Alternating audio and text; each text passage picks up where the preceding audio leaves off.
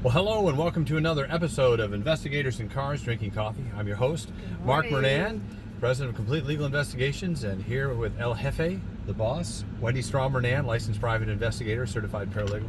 El Jefe, that's Spanish for the boss. Oh, sounds like heifer. No, it doesn't. Don't be mocking. That's my Spanish. Okay. Anyway, good to be with you again. Today we are going to tackle a topic here which we are... I'm not a heifer. No. See, we have to do some editing here. Anyway, no, she's not. But we're about to begin a very serious and lengthy trial. So we thought we would talk to you today about the role of the private investigator in a trial. And this is, in fact, a criminal trial. That's a good topic. I know, we talked about it beforehand. Oh, okay. We planned this, remember? Oh, that's right. We don't script them, but we do kind of talk about it in advance. But yeah, we are we're about to advance and move into a very serious trial, which will be tied up for probably about 3 weeks. And wanted to share with you what do private investigators do in a trial. It could be a civil trial. This happens to be a very serious criminal trial, and we have been involved with it now for over 2 years. Actually, this is kind of fast for a murder trial. It really is fast. Most of them sometimes go 3, 4, and 5 years. But without discussing the details of that trial, just kind of share with you some of what real private investigators do during the course of a trial. We've come up with 3 things in particular that we'll be discussing today: witnesses and witness management. Number 2, discovery and evidence. 2. Number 2, and number 3, moral support.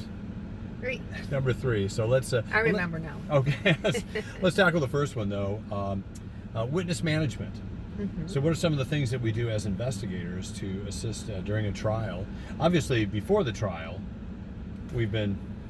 Well, we do a lot, but I just want to say one thing because Valentine's Day is coming up. I just want to say that it's been an honor and privilege to work with you all these years, and you are my favorite investigator and favorite Valentine. Happy Valentine's Day. So anyway, just wanted to say that.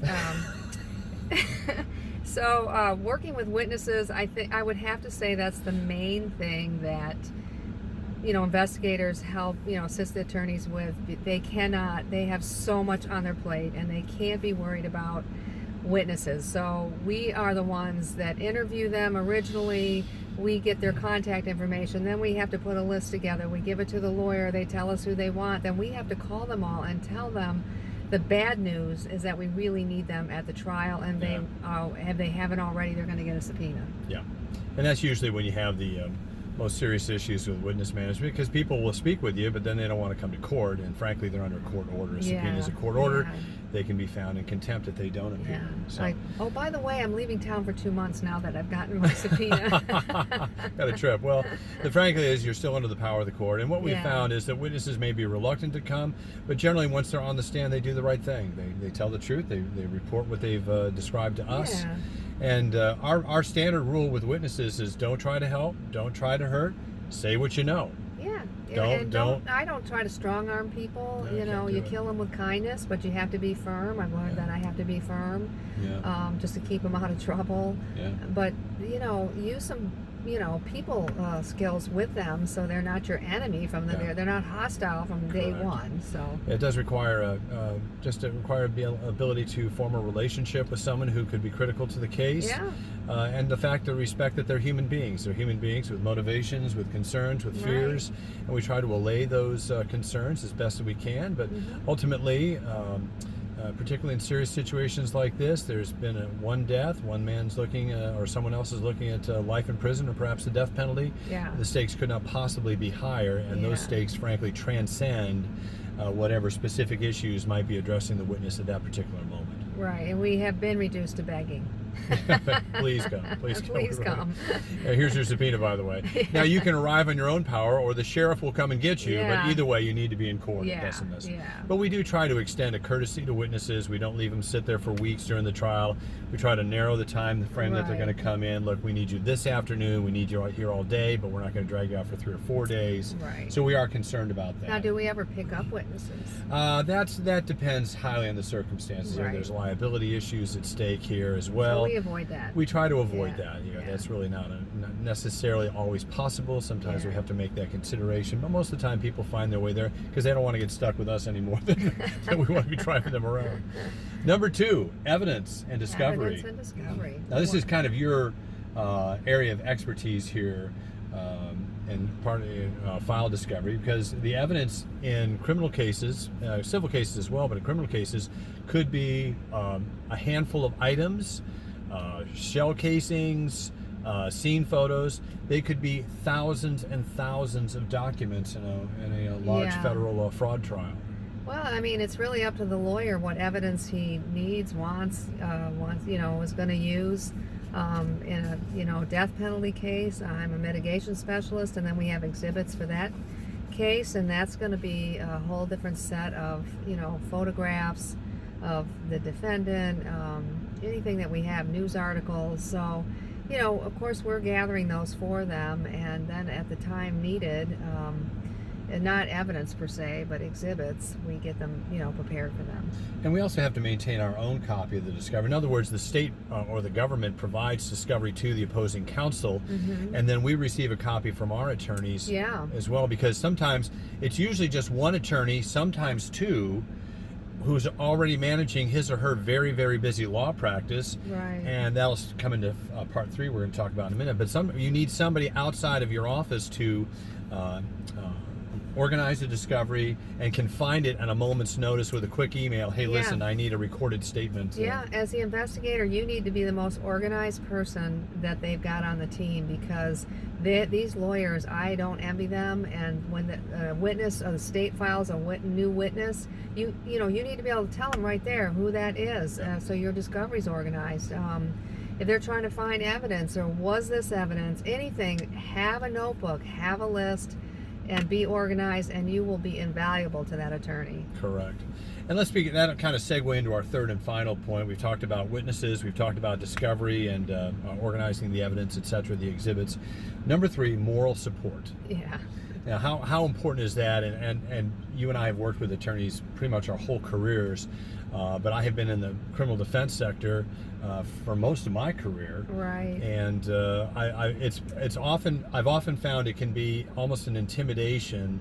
The lawyers aren't intimidated because they understand the system, but there is a single defense lawyer against the state's attorney's office or the U.S. attorney's office, law enforcement branches, either federal or state or local. You've got a lot of hostile people, negative press about your defendant. You've got victims. You've got victims who need to be considered and respected, and their loss as well. A lot of stakes at play, and oftentimes it's the defense attorney and the private investigator. And even sometimes you have your own client against you. I know. I was just thinking that. How many times have we had clients who just, they just end up hating their lawyer? They're not realistic. They're not realistic. And they're not in reality at all about what they're looking at. And, no, exactly. So you've got really, it's the unified high expectations. High expectations. Yeah. You have an investigator and a defense attorney working together, and you really do form a team. You do. And there are other parts of the team. The attorney may have staff, support staff, paralegal, administrative assistant to help. But as far as the nuts and bolts of the case, it's usually an opportunity to work very closely with the defense attorney to form a friendship, to form a relationship that could last for decades. And have the attitude that you're there to serve the attorney. I mean, just humbly serve that lawyer, and they will appreciate that. We are not the quarterbacks. The attorney is the one who has to make the call. He's the coach. He's the quarterback. We're the running backs. Yeah.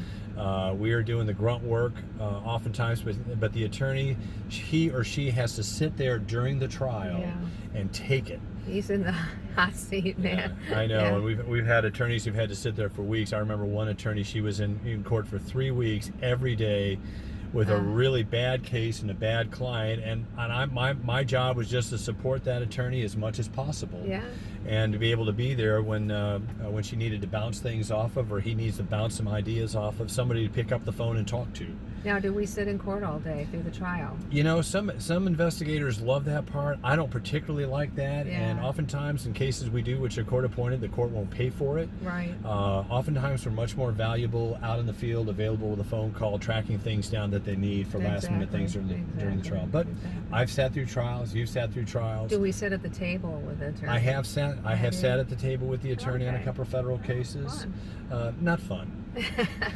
Some people love that kind of thing. Yeah. I'm a field investigator, literally. But it is an opportunity. Sometimes if you're fortunate enough to be in that position, you may have access to information. If the attorney doesn't have a paralegal, sometimes they do. You may be in that role, pulling out information, pulling out records, responses, statements that might need to be addressed as the trial goes on. So that's something else to prepare for as well. I think the most important thing for moral support too is just a listening ear. They need people to bounce things off of. You know, they're going to be talking to a jury they don't know, a judge they know, and that can be frightening at times because they know that judge.